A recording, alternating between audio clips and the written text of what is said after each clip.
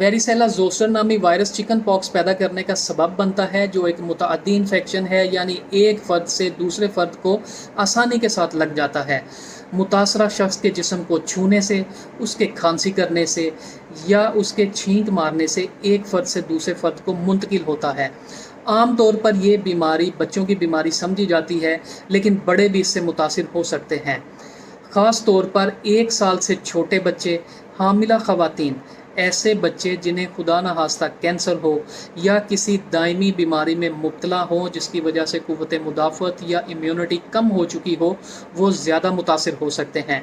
इस कंडीशन में बुखार होता है जो कि कम या ज़्यादा शिद्दत का हो सकता है।